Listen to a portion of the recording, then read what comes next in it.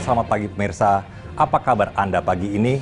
Untuk mengawali hari, Kilas Nusantara pukul 9 waktu Indonesia Barat akan menyajikan 3 kabar terkini dari berbagai wilayah di tanah air. Kita awali dari berita seputar presidensi Indonesia pada G20 tahun depan, di mana pemerintah secara simbolis telah menerima pinjaman mobil listrik untuk digunakan sebagai kendaraan resmi G20 di Indonesia. Selanjutnya, berita seputar kedaulatan Indonesia. Menteri Koordinator Bidang Politik, Hukum dan Keamanan Mahfud MD mengingatkan agar pulau-pulau terluar jangan sampai lepas dari pelukan Ibu Pertiwi. Masih terkait urusan kedaulatan negara, kali ini khususnya di udara. Kemarin, TNI Angkatan Udara menggelar latihan tempur bersandi Angkasa Yuda di Lumajang, Jawa Timur. Pada latihan itu, TNI AU mengerahkan 52 pesawat serta 1.597 personel yang menurut Kepala Staf Angkatan Udara, Marsikal Fajar Prasetyo, menjadi tolok ukur profesionalisme para prajuritnya. Berikut rangkaian berita selengkapnya. Perusahaan asal Korea Selatan Hyundai Motor meminjamkan mobil listrik kepada pemerintah Indonesia untuk dipakai sebagai kendaraan resmi perhelatan G20 yang akan diselenggarakan di tanah air.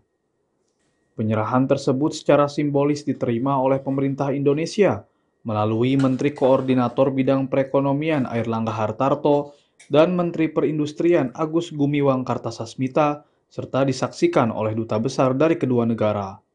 Hyundai meminjamkan 42 unit mobil listrik serta menyiapkan beberapa kebutuhan pendukung lainnya seperti stasiun pengisian dan pelatihan khusus untuk para pengemudi. Menurut Menko Perekonomian Airlangga Hartarto pada Rabu 24 November, penyerahan mobil listrik ini merupakan kontribusi yang diberikan sektor privat untuk mensukseskan presidensi Indonesia di G20. Kita ingin memberikan percontohan bahwa sebagai komitmen Indonesia juga untuk NDC, di mana kita target 29% usaha sendiri dan dengan intervensi pendanaan global sebesar 41% di 2030. Salah satunya kita mendorong penggunaan kendaraan beremisi rendah atau electric vehicle. Lebih lanjut, Airlangga menjelaskan Indonesia telah menerima investasi dari Hyundai sebesar 1,5 miliar dolar Amerika Serikat yang akan digunakan untuk pengembangan mobil listrik di Indonesia dan akan memproduksi mobil listrik pertama di bulan Maret 2022. Dari Jakarta, Muzdafar, Egan Surya Hartaji, Kantor Berita Antara, mewartakan.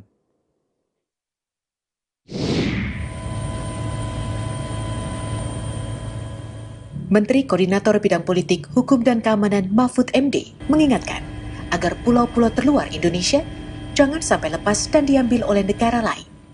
Dalam kunjungannya untuk memastikan kelangsungan penjagaan kedaulatan dari pulau terluar ke Pulau Sekatung dan Pulau Laut di perairan Natuna, Provinsi Kepulauan Riau, bersama Menteri Dalam Negeri Tito Karnavian, Rabu 24 November, Mahfud menegaskan pemerintah tidak pernah membiarkan penjagaan kedaulatan wilayah Indonesia lengah atas segala bentuk ancaman.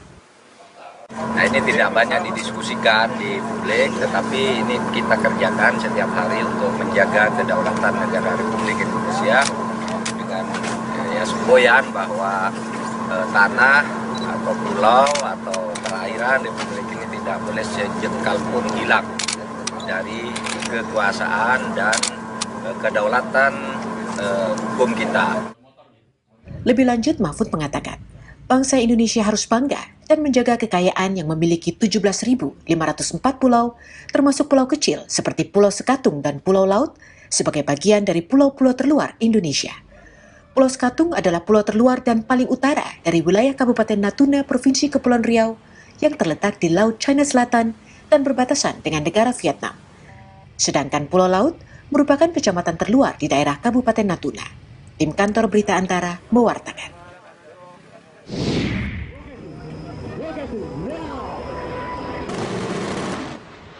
TNI Angkatan Udara kembali menggelar latihan tempur dengan Sandi Angkasa Yuda di RW Pond Range, Desa Pandawangi, Kecamatan Tempeh, Lumajang, Rabu 24 November. Latihan tempur diawali misi melumpuhkan pertahanan musuh dengan pengintaian pangkalan musuh menggunakan pesawat Super Tucano. Setelah situasi pangkalan musuh diketahui, pasukan elit TNI Angkatan Udara yakni Korpaskas langsung diterjunkan menggunakan 2 pesawat Hercules di sekitar pangkalan untuk memulai misi penyerangan. Kontak senjata pun langsung terjadi, termasuk pengerahan alutsista baru milik TNI Angkatan Udara, yakni Meriam Oerlikon Sky Shield, hingga akhirnya pangkalan musuh berhasil dikuasai. Kemudian tim rescue dari TNI Angkatan Udara melakukan evakuasi terhadap sandera dan prajurit yang tertembak. Latihan perang ini bertujuan untuk menguji doktrin Swabuana Paksa, serta meningkatkan kemampuan profesionalisme prajurit, khususnya di Angkatan Udara dalam mempertahankan kedaulatan NKRI di darat maupun udara. Dari hasil latihan ini, Kepala Staf Angkatan Udara Marsikal TNI Fajar Prasetyo mengatakan, pihaknya akan melakukan evaluasi terutama soal penyesuaian kemampuan prajurit dengan perkembangan teknologi.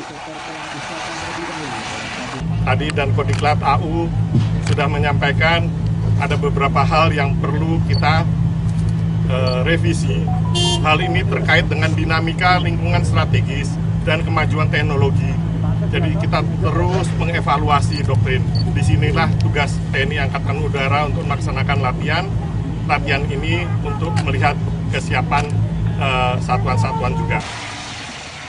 Dalam latihan tempur kali ini, sebanyak 1.579 personil dilibatkan dengan menggunakan 52 pesawat berbagai jenis seperti F-16 Fighting Falcon, Sukhoi Su-27 dan 30, T-50I Golden Eagle, Super Tucano, Kasa-212, Boeing 737 serta helikopter tempur dan penyelamatan. Dari Lumajang, Jawa Timur, Hamka Agung, Kantor Berita Antara mewartakan. Pemirsa, kesiapsiagaan para prajurit Angkatan Udara tadi dapat menjadi teladan bagi kita untuk selalu waspada terhadap berbagai potensi ancaman yang dapat menggerogoti persatuan dan kesatuan di tanah air. Salah satu kewaspadaan yang bisa kita lakukan adalah dengan menyaring informasi yang kita dapat. Sebab saat ini semakin banyak berita bohong yang pada ujungnya dapat merugikan kita pribadi bahkan negara ini. Saksikan kembali Kilas Nusantara berikutnya pada pukul 13 waktu Indonesia Barat. Terima kasih dan sampai jumpa.